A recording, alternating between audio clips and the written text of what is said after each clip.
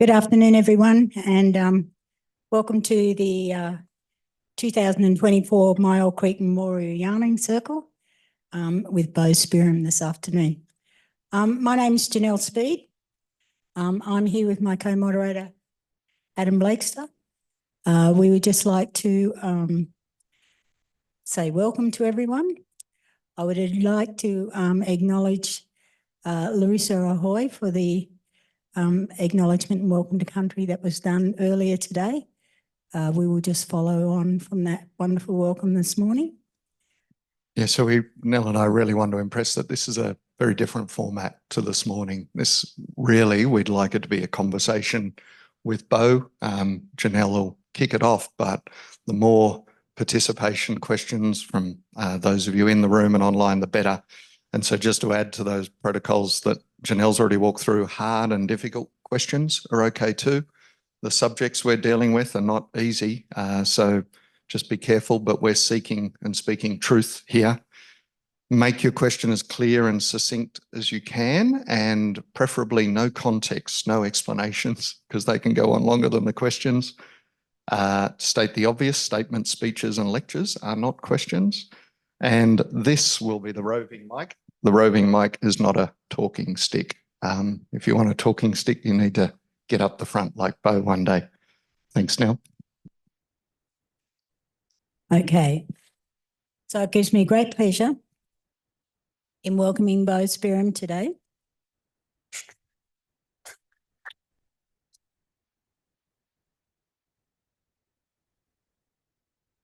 That's right, eh? Oh, it is.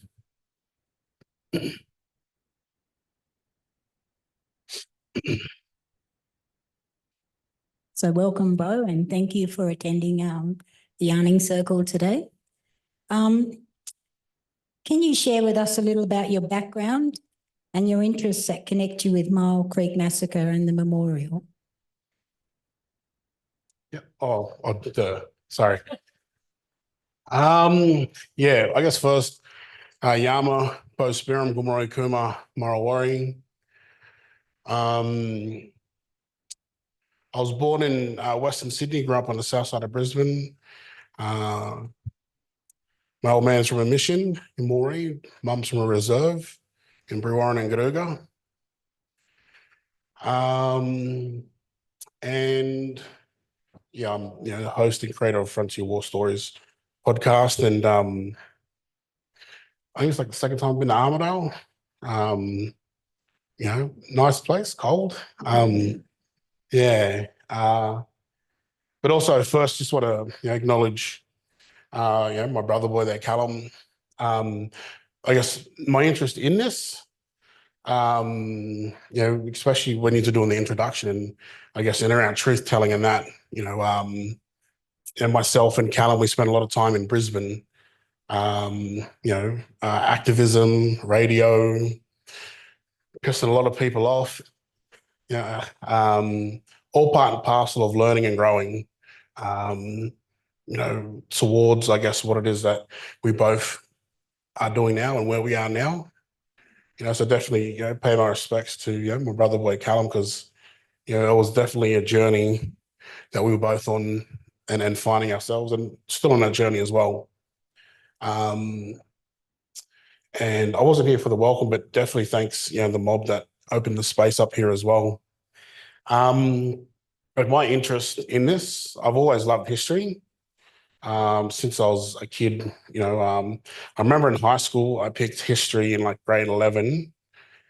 And there was nobody in my class that I knew or that I felt comfortable with. So I switched up and I was like, nah, I don't want to do this. I was a very shy person back in the day before I sort of got involved in activism and radio. It really sort of got me out of my shell in regards to talking and speaking my mind. But always loved it, especially our history, Blackfella history, Indigenous history around the world. I always say in the podcast, history informs us about our relationships, why Blackfellas are in the position that we're in today and, why the majority, are in the position that they're in. And then the outlook that people have on Blackfellas as well, whether they've been here for 200 years or whether they've been here for 5 years. that speaks a lot about where we are in this country. If someone that has only been here for 5 minutes has a very colonial viewpoint of Aboriginal people, which it isn't their fault, but I guess in a way it is, for the lack of not wanting to learn the true history. Yeah, and I remember, I think it was like 2012, 13, we had this comic book called 500 Years of Resistance, and it looked at the resistance in Turtle Island, so in the Americas, from 1492 to the early 90s. And myself, Callum, and our crew of friends up there were like, damn, like, we've never seen anything like this in regards to our people here. And I'm not an artist. I don't think Callum's an artist. We both did radio, but didn't put one and two together to do a radio or a podcast about it. So years later, created the podcast and going back to us. I think it's actually not on. have Oh, sorry. the mic's not on? Sorry for interrupting you, but the audio is not coming through online. Oh, Okay. That none of the audio. no audio is coming through online. Through this mic? No. Okay, right. So I just need to get. It's not Oh, coming through good. online. Amongst yourselves. Just a moment. Well, Yeah. it's not on this. I just know where it's on the screen. Yeah. Like it's on our thing there. And this isn't cold. You gotta come up with a way to go. Yeah. So- Mind you, the old button in the motel, he already turned the heater on, so that was good. I unmute. Yeah. It was actually cold on the drive in between Coffs and to here, but then like to 3. That was a freaky drive too. I drove at night time. Mm, It's cold street. yeah. Mm. Oh, it was a nice drive. I would have loved to see it during the day. But yeah. That means broadcasting, so it's just my machine. It's not Hey? yours. Southside of Brisbane, yes. Yeah. When we first moved up from Sydney, we lived in Oorala. But mainly Acacia Ridge. That's what we grew up in. Like, if we were to claim a place in Brizzy, it'd be Acacia Ridge. I could call ourselves Acacia Ridgeonies. Yeah. Thank you both. Awesome. Okay, thank you. All right, Bo, back over to you. Yeah, so like we found that comic book and was very interested in recording our own history. And I always kept it to myself, like, oh, I want to do this, and I want to do like in a podcast form, and I just didn't know how and then sort of what direction to go into as well. But thankfully enough, Callum brought a book out. And so I just randomly rang him one. I said, oh, I've got this idea, bro. Do you want to have a yarn? I'm going to do a podcast about this. So he jumped on and, we had a yarn about, the book that he created about here. And it just sort of snowballed from there. I was, thankfully enough, I knew some mob that were either writing books or that were artists or that were curating like museums and stuff that were in this space as well. And then I met a historian, and it's a pretty small kind of world, like the progressive, colonial frontier history, and everybody stays in contact or knows everybody. So I spoke to one, he gave me like 10 names and email. So that was like the next 10 episodes, which was good.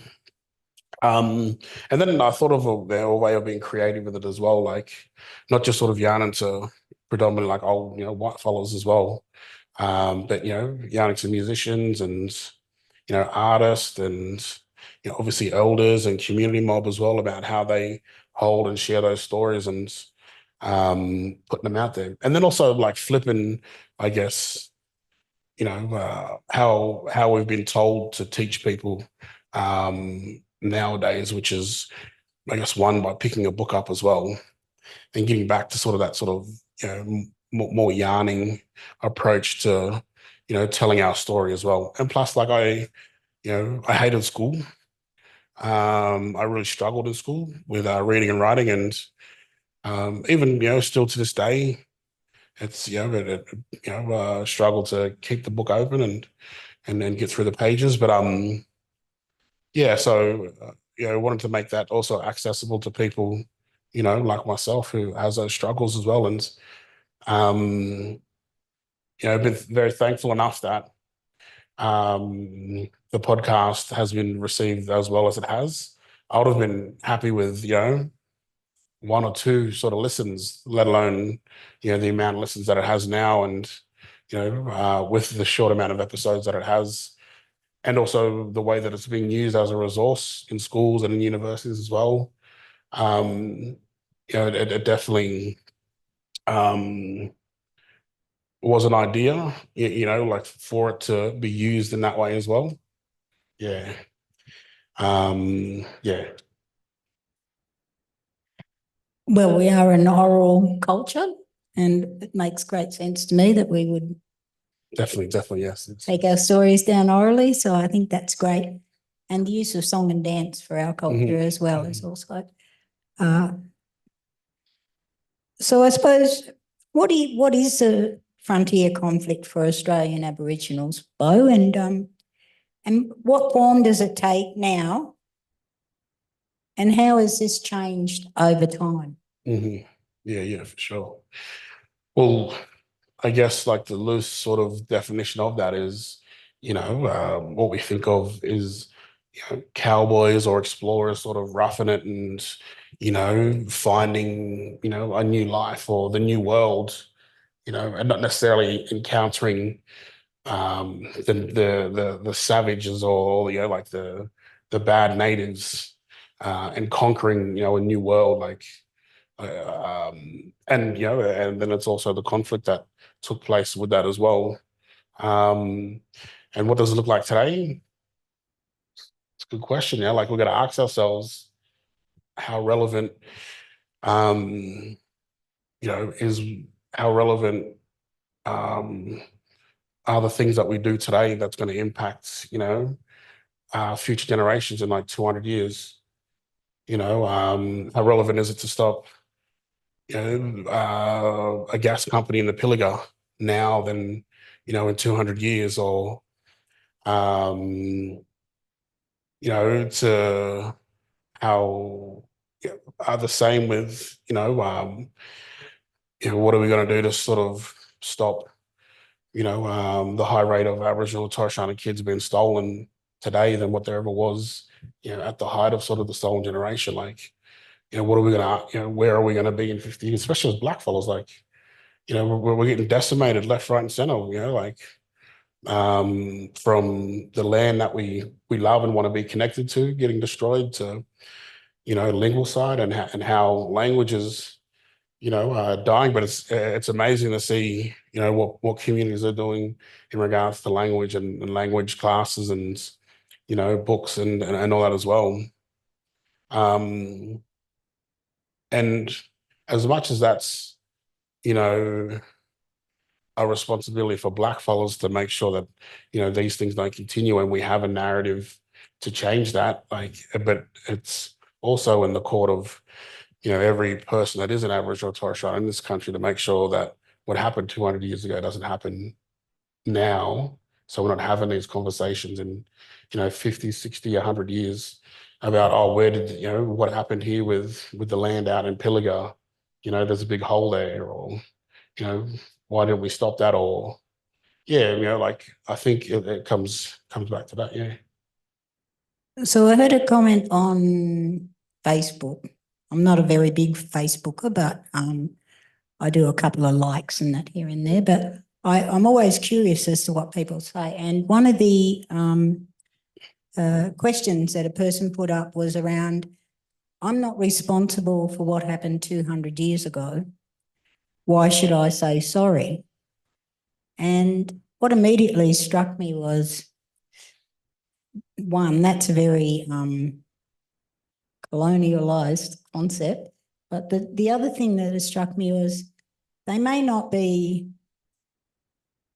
responsible for what happened 200 years ago, but they're definitely living off the benefits of what happened 200 years ago. So it's the way people think about the frontier wars and how we fight them today are very concepts that people need to be a bit reflective and think a bit deeper than just the basic, I say sorry. I have issues with sorry. We used to get a hiding if we said sorry, because Dad said if we were too silly to not think about the consequences, then we deserved all we got. So sorry wasn't a big word in our family. So, but the frontiers that you fight on today, you use stories, art, music, all to bring about some perspectives. Definitely. Yeah, it's always about perspectives. Because I guess in in that process, you hope that people change, from that. And it's not just sort of like, what happened 200 years ago as well. Like it's that sort of after effect, that sort of like that psychological effect as well. And like when people say, "Oh, get over it," it's in the past. Like we can't get over it because the parks that we play in are named after the people who massacred us. The streets we drive down are named after the people who massacred us. The schools we go to, the electorates that we vote in, the universities that we go to. It's a constant reminder of what has happened to our people. And so like we can't necessarily get over it if it's there in our face. And then it sort of brings up that thing of, oh, should we change the name of it? And, I think if we change the name, then, people who, I guess, cause those things, they slowly fade from history. So like the constant reminder needs to be there. But the hard work from the people who weren't as affected by that needs to kick in and needs to do more. So, when people say things like that, like, like they definitely need a hard look at themselves and where they're going. But, there's enough people in this room or, out there that support what we do and that we need to be reaching more so as well. What is Black resistance? It's us. It's the reaction when Cook decided to jump off, the Endeavour and steal, artifacts and shoot at mob. It's setting up institutions like this. It's Black babies being born today, knowing that they have a future, that they belong to. They have a country that they belong to, but this is the thing as well. Like, and this is where being Black differs. Like I have kids, and two young kids, 7 and 5, and like we go to the park and. I'm always wary of, kids not playing with them because of the color of their skin. And then having the conversation of why, kids don't want to play with them, and like they're kids, like they don't know why, but obviously it's a learnt thing as well. So it's preparing, our young as well for these things. And it's knowing, our history and it's definitely preparing, for our future as well. Like, it's the Ten Embassy. It's what beat Santos. It's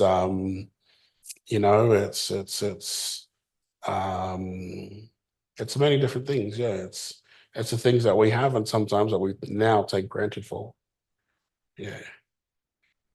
So really it's every day in our communities, there's all different types of resistance that Definitely. that we see every day that we know of, that people Of course, are yeah. The fact that we survive a day is Black resistance. You know, we all know, you know, the bad stats that black fellas live with. You know, the fact that we, are overrepresented, isn't necessarily an issue of ours. Because poverty wasn't a thing that we had. It was something that was bestowed onto us. It's and even when white fellas got here, we never had this concept of us having too much and them not having anything. You know,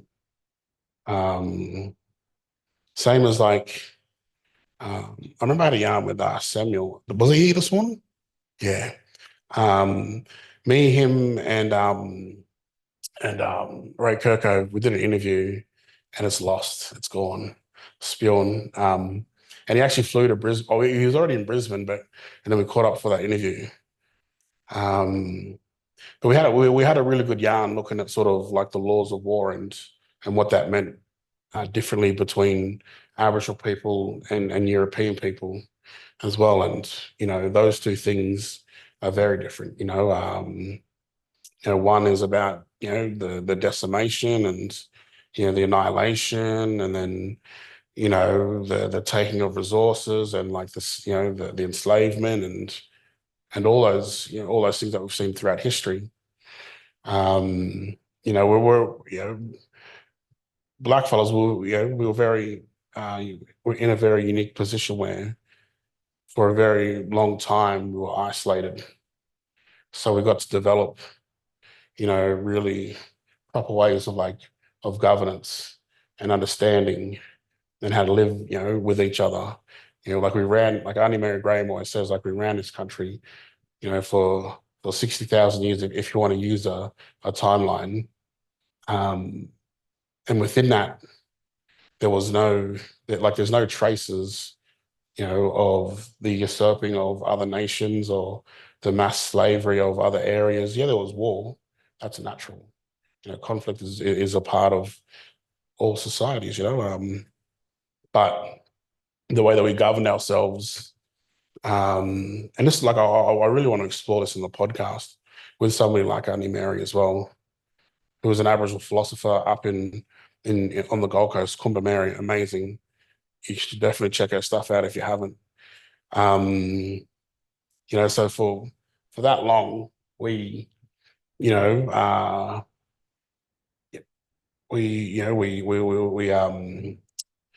farmed this country in a way that there wasn't bad reactions. It didn't shift the way that sort of climate changed. Coastal areas or very rural, remote areas in regards to heat levels. But the biggest thing was the relationship, and I always use this analogy, like we, if somebody made the best, the deadliest, the biggest, strongest boomerang, and he said, "No, I'm not going to teach you fellas," then there would be a clear case of, some form of supremacy happening in some areas, but he didn't. Or like these mob didn't. What they did was, you look at, all around this continent, there's many different forms of boomerangs or of weapons to use or tools to use to, survive, to cultivate country.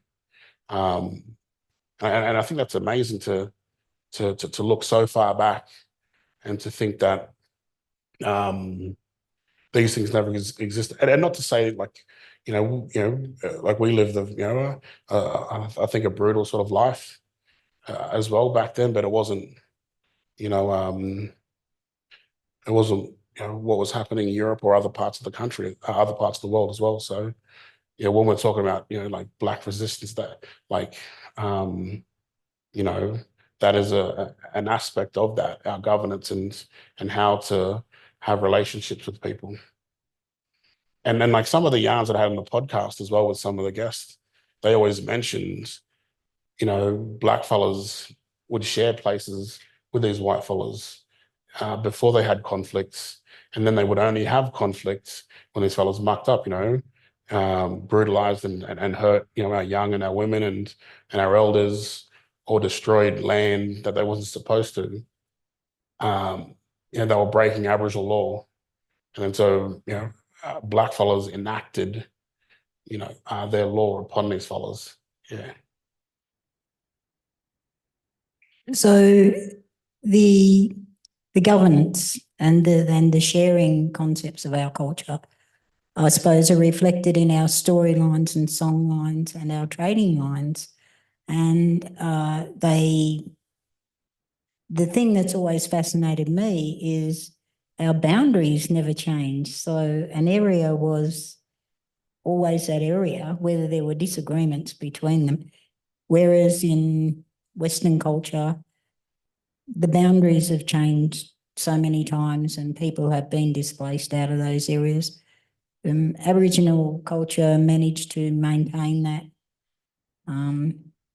structure for a very, very long time. So it just seems to me there's got to be something good in there for that to be maintained. But how do global Black resistance movements relate to those that are in Australia? Well, it related for the fact that, we were oppressed because of the color of our skin and the resources that we had and the resources that, Europeans wanted to take as well. Like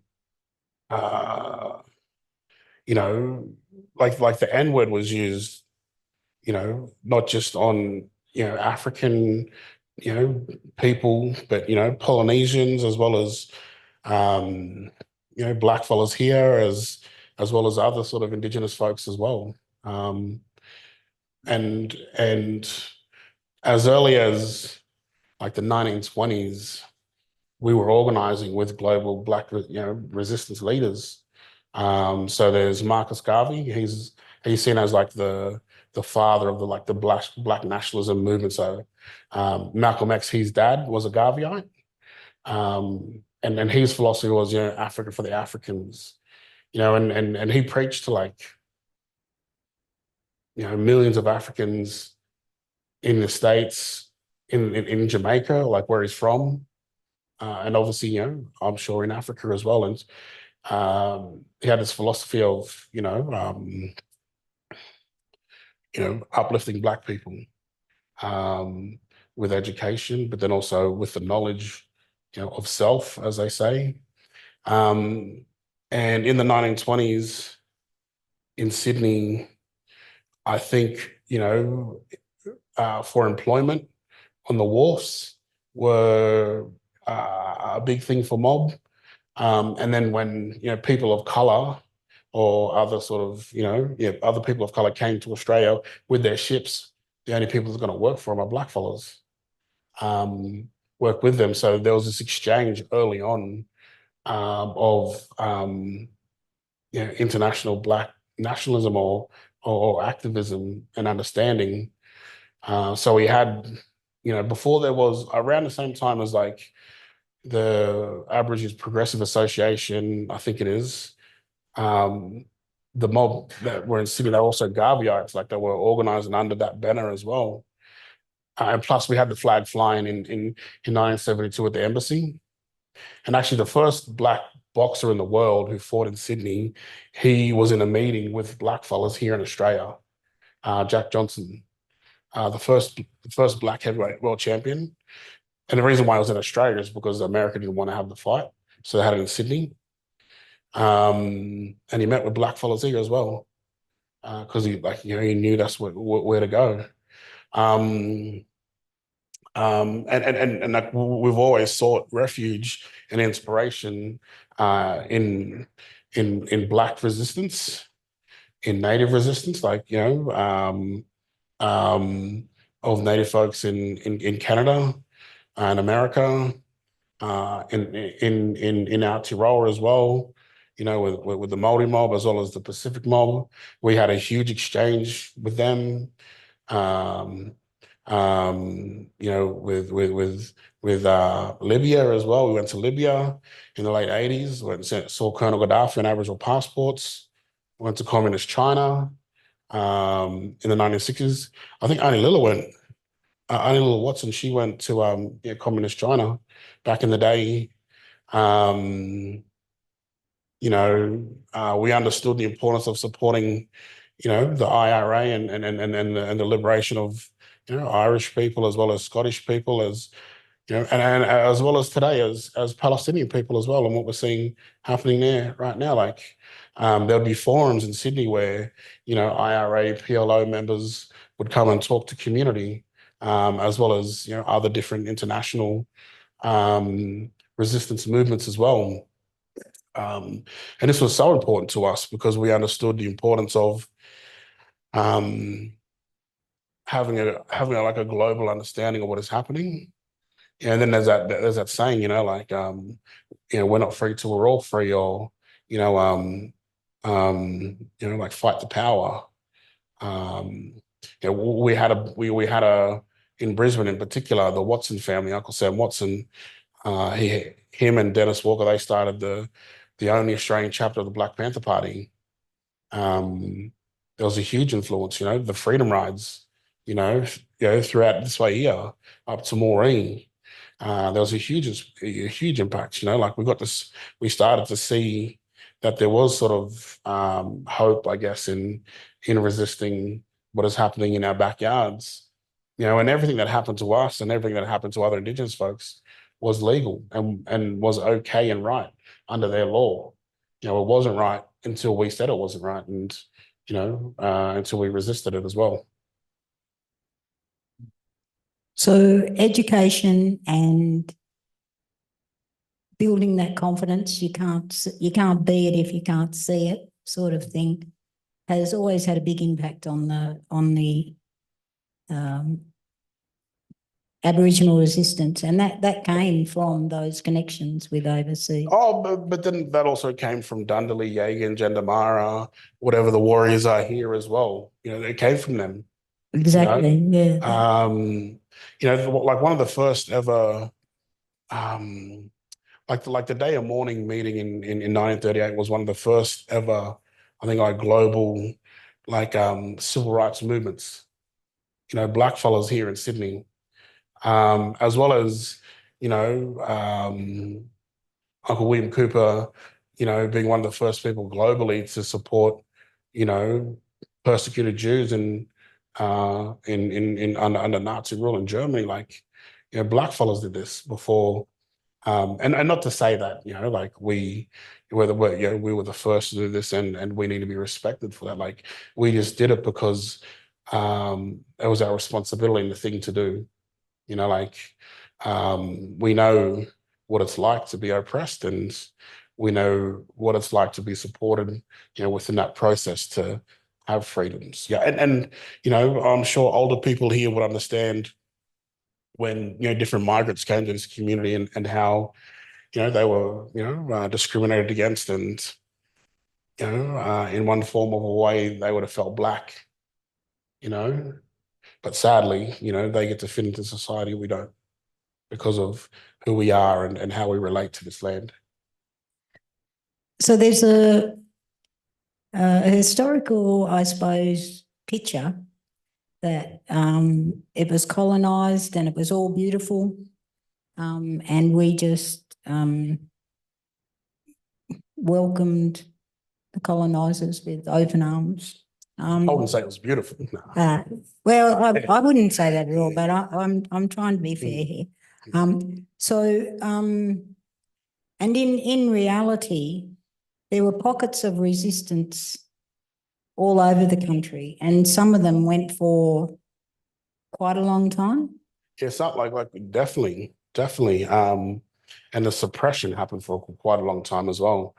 The colony and how it expanded was fast and brutal.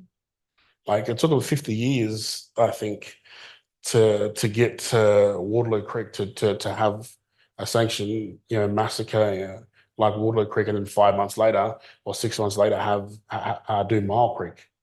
It was fast and it was brutal.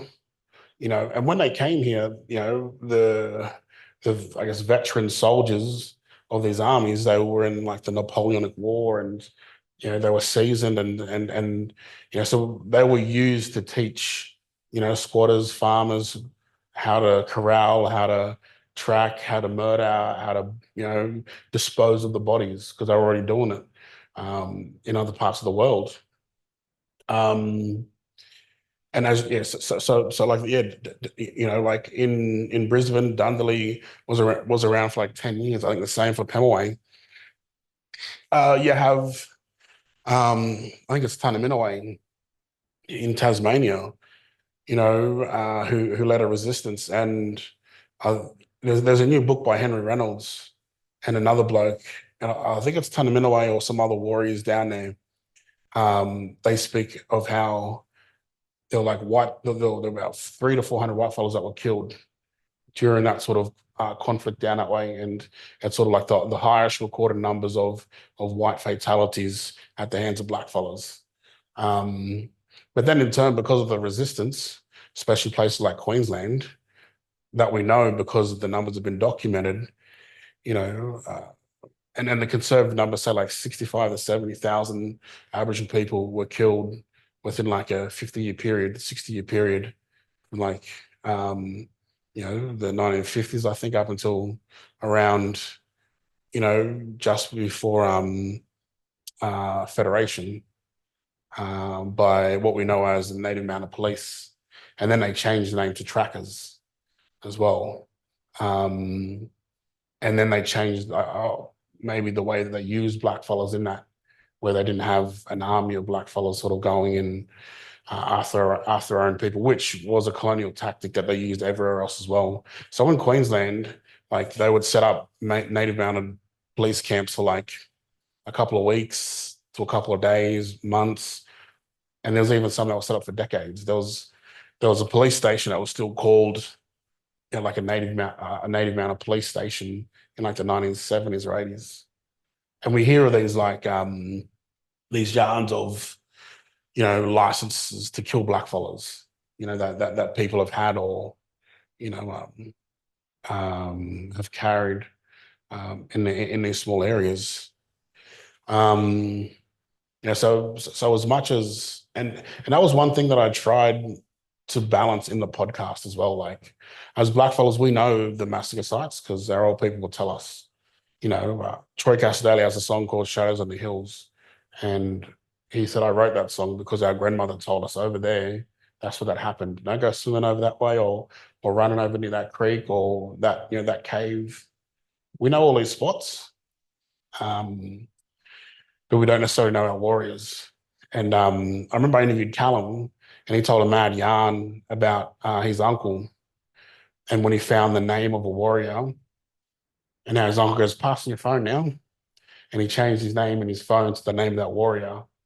And months, I think months or years before, they told Callum, was like, "We know about Sitting Bull and Malcolm X. What about us?"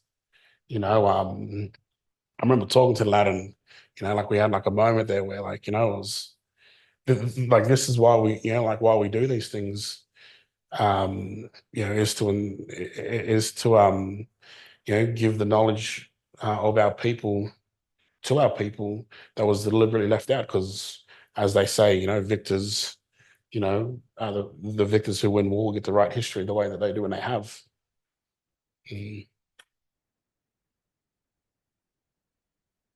So, what are the challenges for you, and what are the opportunities for you in your journey with Black resistance? Well, like, I guess the challenge, well, like there is challenges, but what I will say is, it isn't a challenge for our people to know what we got to do, because our people know that. You know, our people live every day with what it is that we got to do to survive in this colony. You know, the resistance, on the other hand, is how it's supported by the people who will actually push the pendulum to make change in effect. You know, and it's obvious, like we don't have the numbers. Like there's political parties like The group Get Up, they have 1 million members. We don't even have 1 million blackfellas. You know, it's crazy to think that there's political parties or groups that have more members than blackfellas alive today, and that have been alive for like maybe the last 100 years since these fellas got here. So the issue and the problem is that it's not like it's not as permanent, or it's not as heavy as an issue for anybody outside of the Aboriginal community. So that includes white people in the Aboriginal community who know the urgency of that. You know, and I think if the majority of this country did, you know, not just blackfellas would be in a better position, but this country would be. You know, we all know what we can offer as blackfellas to this country, and you know, when we had the bushfires, it showed how resilient, you know, Black fire brigade groups were. Like, there was like a grandmother's auntie's like fire brigade crew in Victoria. You know, I remember when I was on the radio, I interviewed this one brother boy, and everybody in their fire brigade was black except for one white fella. You know, it's always that one white fella that's married into the family and, you know, thinks he's black and, you know, like grew up with black fellows and stuff. But, you know, we know what to do, and we've been doing it. You know, that's why we have places like this. You know, the uni, whenever this uni started, and go, oh yeah, we're going to add a black unit. No, you know, black fellas fought for these things, and that's what I meant before by sometimes we take these things for granted.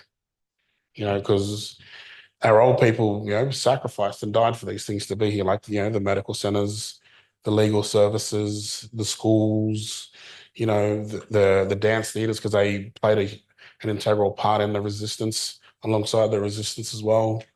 And then also, you know, sometimes, you know, these spaces let us down as a community and as people as well. So I think that needs to be acknowledged as well. I think, you know, we need to continue to challenge these black spaces, obviously, to put them back where they are, you know, at the center point of our community and resistance. You know, because you look at, you know, 88, it was like one of the largest gatherings of black fellows for the bicentennial. And that was organized by legal services, radios, like a lot of different black services pitched in to sort of be a part of organizing and making sure all them black fellows from different parts of the country, as far as Tassie, made it to Sydney to protest, you know, the 200th celebration of the arrival of the First Fleet. You know, yeah, like they still have a place to play as well, and that's our own yarn. That is, like, you know, we don't have that outside of our you know, our community, because you know, we know what happens and we know how to deal with that. But the bigger picture, in regards to what the problem is, you know, and Auntie Rosalie Kenneth Monk said it right. Like, we're not the problem. You know, if anything, we're the solution.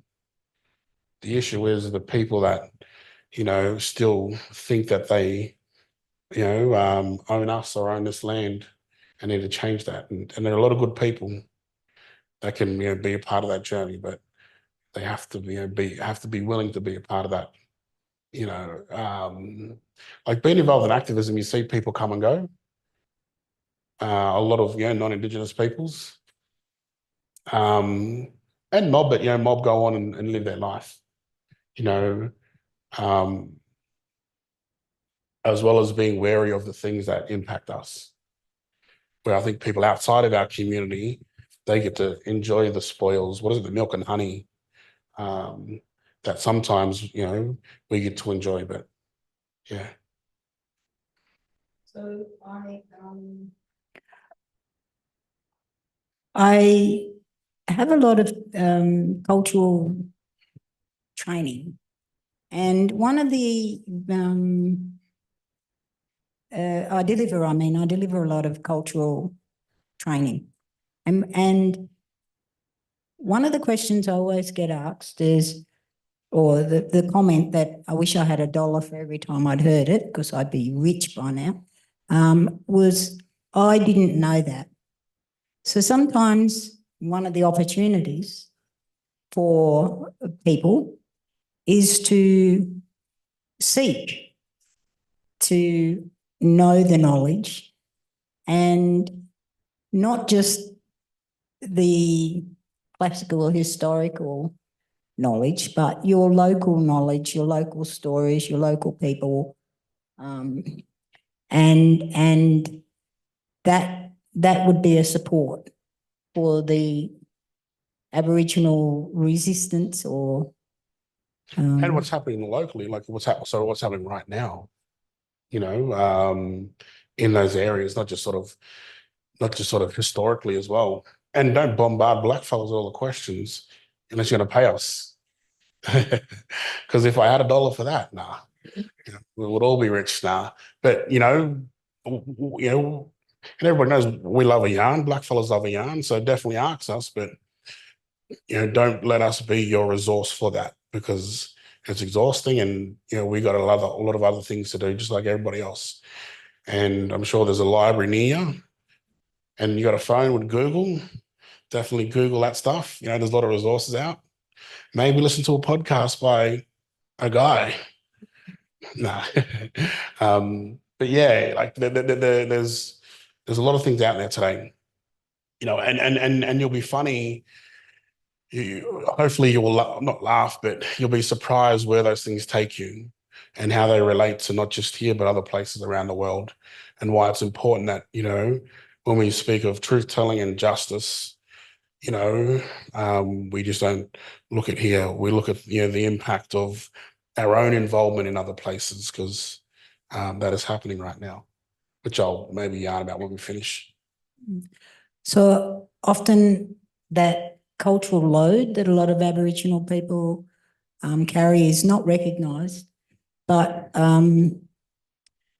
again, a lot of the time you have to keep repeating this historical history and the trauma that you repeat on yourself over and over again. So I know for myself, I have to leave Janelle out of the room when I'm doing my educating and put my educator hat on, because if it was Janelle answering the question, she'd probably say, maybe we should go down behind the back of that shed there and deal with that like we used to when we were kids. But as an educator, That's still a reasonable response. As an educator, you have to create that space that's safe for people to ask those awkward questions. But I think the toll that non-Aboriginal people, and it's never acknowledged monetarily. It's an expectation that it's your duty to provide that knowledge. Whereas if you were a consultant, they'd be charging you $250 an hour. So I think acknowledging that and acknowledging the responsibility on each and every one to, one, try and seek as much knowledge as you can from where you can. Don't be afraid to talk to Aboriginal people, but have that understanding that it is a huge cultural load, and it is traumatic to repeating the same things over and over again. And it does have monetary value, and that should be also recognised as well. Definitely. And then who knows, you might be surprised, and the short answer might be, I don't know. So then you maybe either ask the next person, or, find that way to sort of get educated on that specific issue. And it is a journey, like to carry that, and it's how much you carry and how much you share as well. Because and then it's being uncomfortable. It's being used. What is it? It's being used. It's feeling comfortable with being uncomfortable, because that's definitely how blackfellas feel in this country a lot of the time. so going into a space where you may be challenged, definitely, because that's definitely what we do.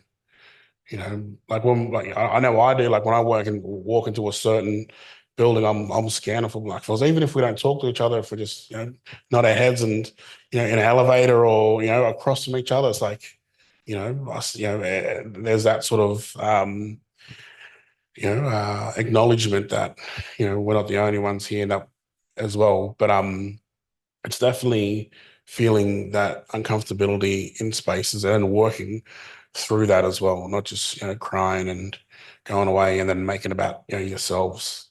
If that was the case, then would have all these white tears and nothing to do but swim in them. No. Yeah, well, one thing we have got is a good sense of humour, so we do laugh a lot. So, Bo, when we were talking earlier this week, there were some of the issues you come up. Now you have a bag there. Oh yeah. That you would like. Blocks, yeah. If we just give them out and like just people just have a look at them and some of the names on there. And this goes back to what I was saying before in regards to black fellas getting over the history. So and obviously to some years it might be random, but like these are some streets in Brisbane who are named after explorers and certain military people with different ranks, as well as Aboriginal warriors, people who sadly have passed away due to police brutality as well. I just thought it would be cool just to sort of have a look at it and then maybe Google the name and see where it takes you. Yeah, And maybe at the end. yeah, So, yeah. Bo, we've got 25 minutes left. So maybe we should hand it over to the floor instead of us two black fellas taking over all the show here. That's all. I didn't rate that for the best part of like 10 years, so I can talk. So it's all good. Yeah, me too. So So pass it over. I will just wait till Adam comes back because he's the guy with the roving microphone. So there's two. Actually, I can get off my sorry. So there's one here behind over there first, and then yeah. And that's all right. So I'll hand it over to you to. Question. This is about your podcast. Do you know who listens to you? Like when I was doing it, but like thankfully enough, like like the podcast makes it pays for itself. So now I can get other people to do that. But when I started like my Podbean account, it would give me all the analytics between and then people would sign up, obviously give their age and their location. So the majority of listens are coming from like Australia and New Zealand, then like more international, and then depending on the episode, I think there'll be like a higher spike in those areas as well. A lot of young people and maybe middle-aged people, and yeah, obviously because I can access it more, knowing how to sort of navigate podcasts. Not saying older people can't access that. No shade here, nah. But yeah, like it's there is like a good diversity of people who listen. I remember Brett Levy, like a good friend of me and Callum's actually, and he started this virtual video game about Aboriginal Australia, and it's pretty cool. You should check it out by Brett Levy. Sorry, I just lost my train of thought. He was overseas in America, and he was saying this one sister girl come up to him and was like, "Oh, I've heard this podcast, and I love it, but it's so heavy, and like sometimes I have to take a break from it." But like I said, a lot of students and school students and university students use it as well as a resource. Like I'll get a message on the Instagram page about them using it and listening to it, or a message about somebody who lived in that local area as well, where that took place, and And then you get your other people who are like, oh, like, oh, I'm starting to do my own history now about this, about, what my family was involved in. So that's always good to sort of invoke that kind of,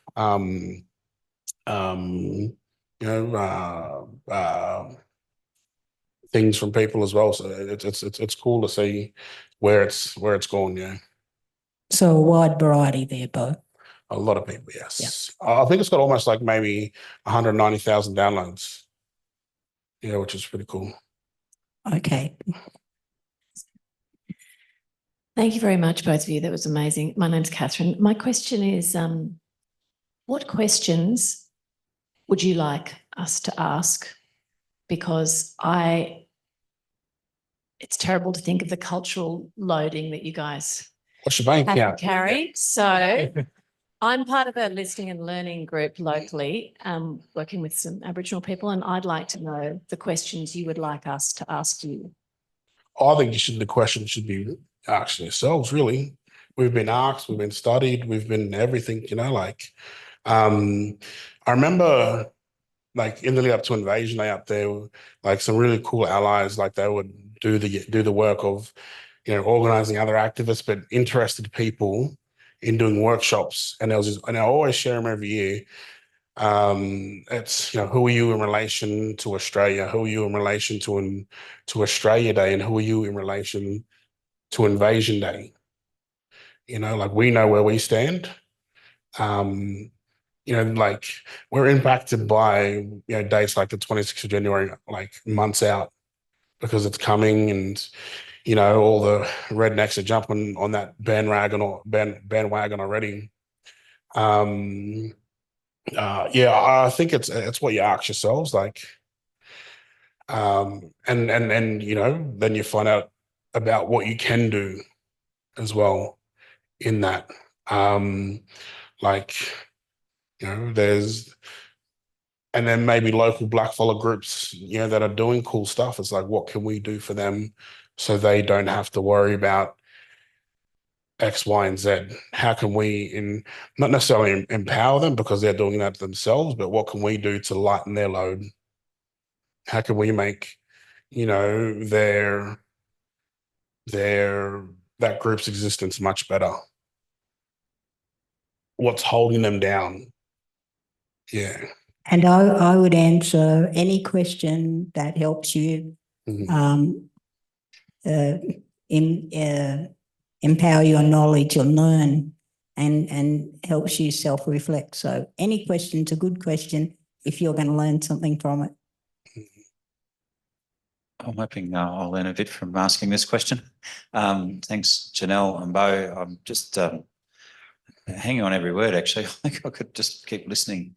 But the question I have for you is, you talk about how things might look in 50 or 100 years, but I'd really like to know what success would look like for you for the Black resistance movement. What's the ideal outcome? I know that sounds pie in the sky, but I'd just really like to hear what you think.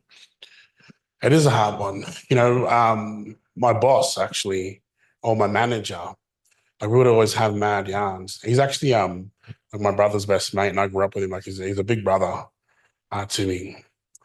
And what he said was, our resistance and our organizations, they were supposed to end.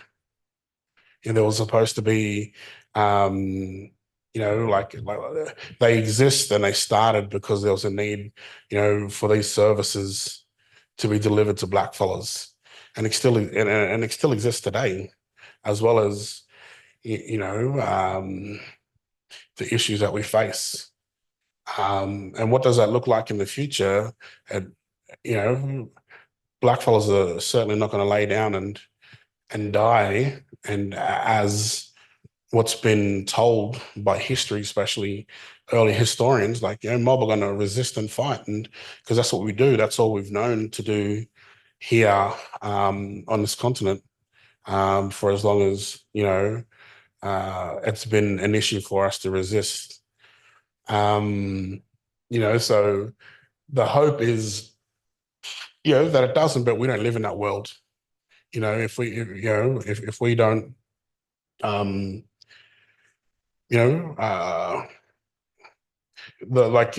for myself and maybe for Callum, like we were part of a group up in Brisbane called War, and it was set up to create space for young black fellas to feel free to be politicized and understand, what is happening, especially to us as black fellas in this country. And we had like a mantra. It was like resist, revive, decolonize. And this sort of goes on to what you were saying about black resistance, and resist, mining and like other sort of forms of, upfront, very brutal, forms of oppression, and then revive, language and song and dance and our connection to country. And then in practice, those things, is that sort of ever growing or ever sort of moving process of decolonization. And like looking at those things, like, and that's to say that not everybody that was young, that was around, that wasn't a part of the group weren't doing those things, because there was definitely a lot of black fellas, young black fellas that were doing deadly stuff anyways. But, and I look now, like 10 years later, this year is actually 10 years of war. The stuff that some of us are doing as individuals who are part of that group is definitely adding to that resistance. That's the language revival and the language groups that are set up here, or, England Ennis, by our friend Phil, or, our sister girl on Stratty, Pakiri, challenging history that we're doing as well. That's what the resistance looks like right now. And that's like, we will continue to do that. But we exist because there isn't an end to that. There isn't an expiry date unless, they colonize Mars and they move to Mars, which will let them go. They will stay here. Hopefully, like it's not too bad by then. But yeah, I always remember what my manager said in regards to there was supposed to be, an ending to these things, but like we started these things, and like we will continue them as long as possible. That's definitely what the resistance looks like. Yeah.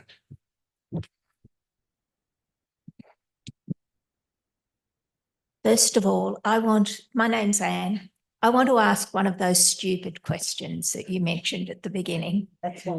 For a person who's not technologically savvy and has never listened to a podcast, how do I find them and where are they accessed? And Yeah. Do you use Google? Yeah, so you can Google Frontier War Stories.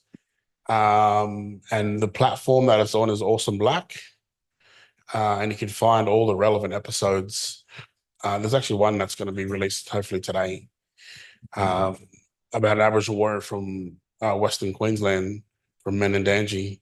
But yeah, that's actually a good question, because everybody should know where to download those things. But yeah, if you just Google, that'll be the easiest one, Frontier War Stories. Yep. Mhm.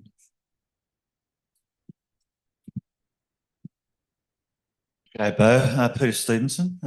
Travis, he introduced us yesterday, I think. Sorry, yeah. Travis from Awesome Blak, I think he introduced us yesterday. Oh, email. Yeah. That's right, yes. And a while ago too. Sorry, Yeah. I don't even reply to that. My bad. Cool. Sorry. Yeah. So I don't know if you had a chance to read any of that, but basically I've got a colonial history story that's quite broad. And like a lot of these events and even the advocacy stuff, I'm from Melbourne, it's preaching to the converted already, so to speak. I'm trying to have a conversation in that colonial settler cohort, which is quite fraught.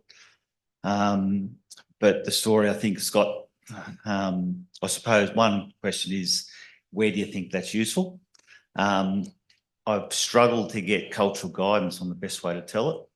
I've enrolled in a course at RMIT, next postgraduate subject. Next, that's an Indigenous-led one. So hopefully that helps me a bit. But the hook in the whole and it's related to the Flemings. The Halls were related to Mhm. the Flemings marriage. They bred the blue heeler, which is like a shared history because it's got the dingo and the English cattle dog together. But the problem is that the original breeder was on the forefront of they had massacres all the way through. So yeah, just what your opinion is and all that. Yeah. On you sort of exploring and doing something like writing your own history Where's the best place to tell it? to tell your story. Yeah.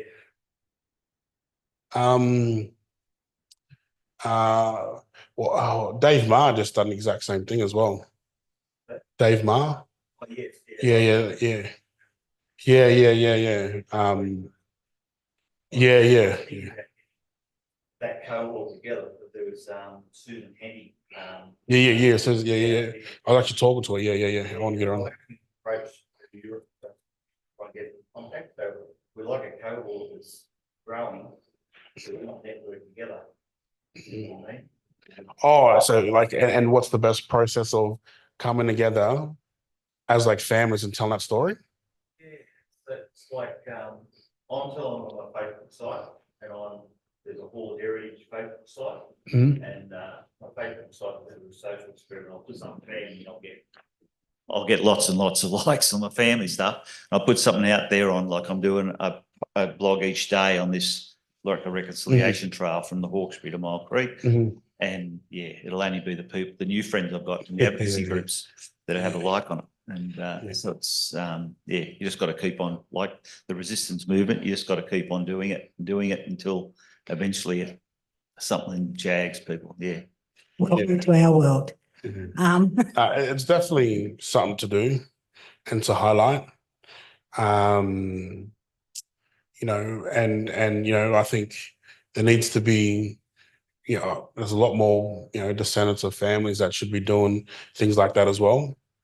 And then, because that's always the question, is asking people to sort of examine, who they are and what their sort of lineage has done throughout history. And yeah, it's cool. It's definitely something that, I think should be done more.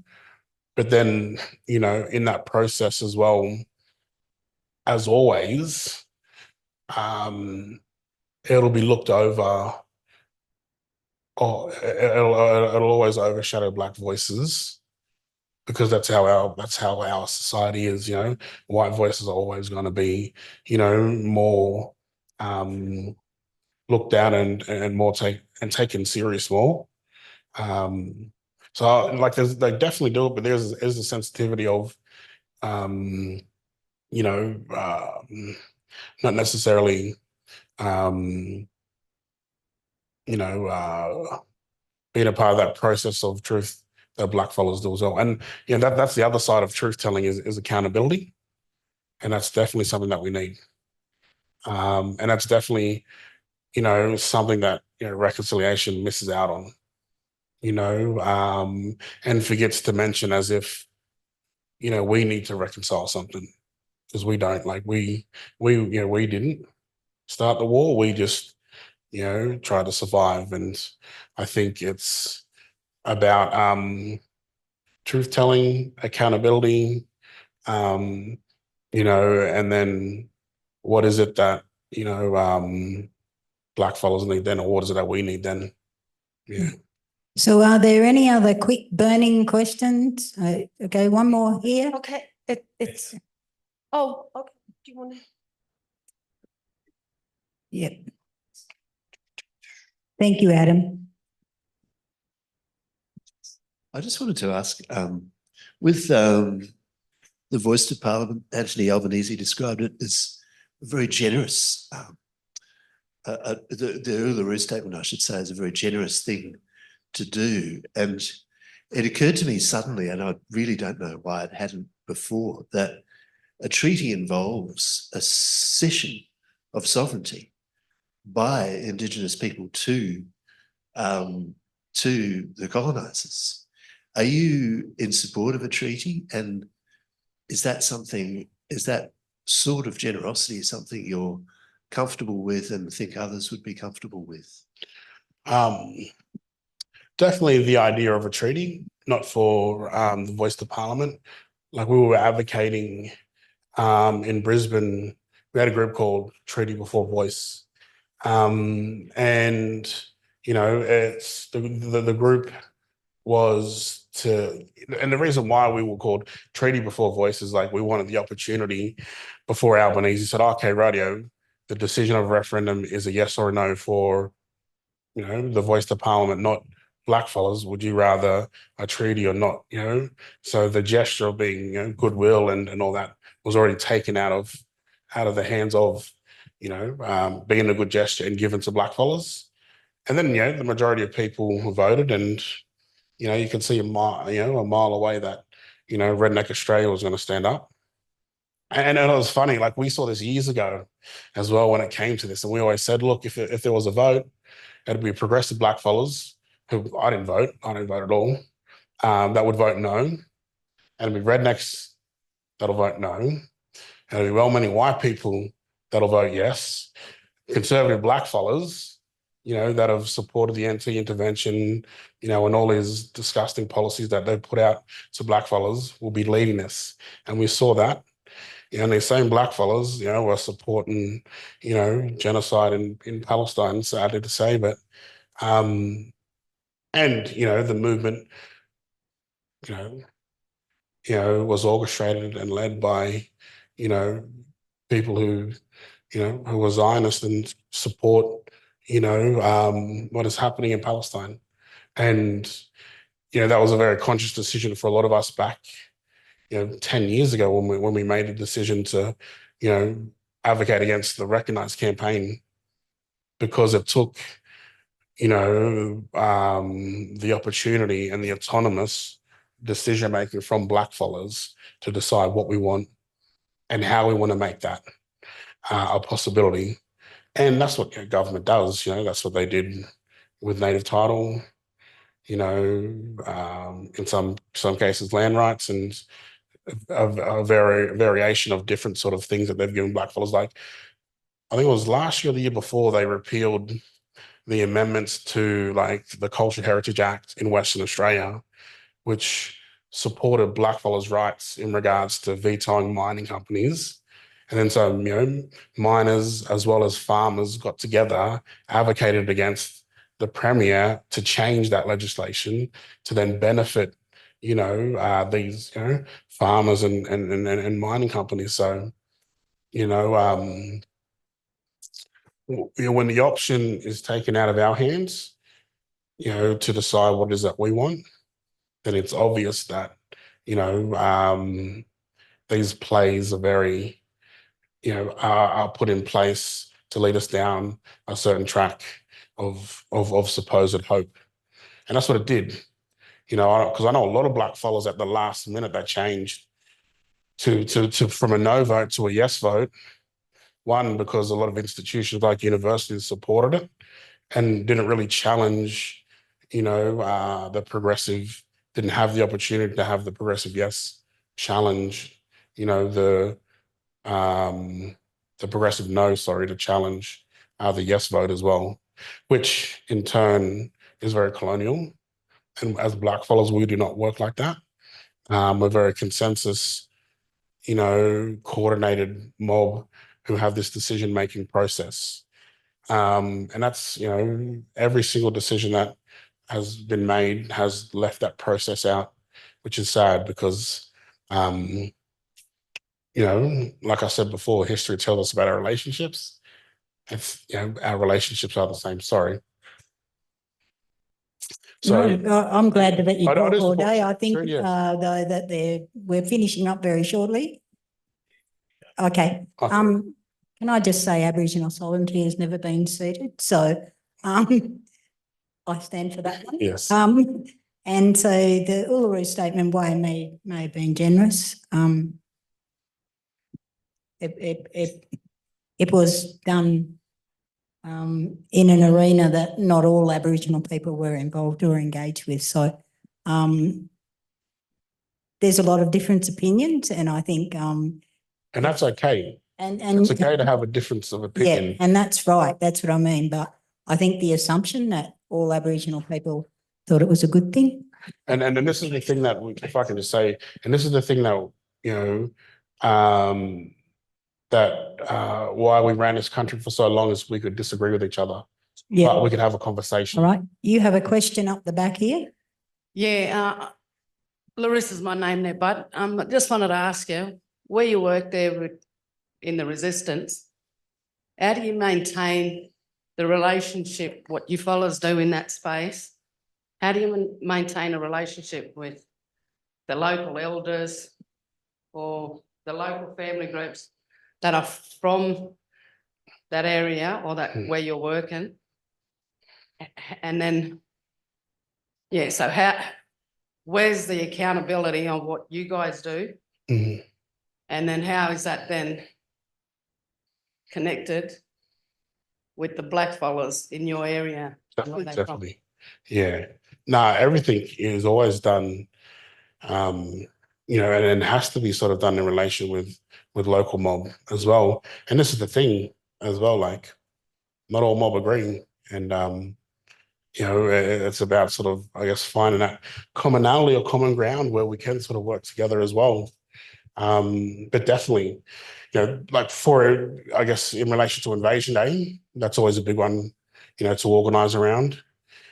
And it's, you know, we have meetings in the lead up to Invasion Day with, you know, traditional owners, but then also what we call up the historical mob who have been, you know, who are necessarily sometimes older than, you know, the person doing the welcome to country or that sort of, you know, traditional owner as well, and understanding that connection that historical person has to this area in regards to the resistance and in regards to, you know, what they've, you know, given as well, you know, to that respected area.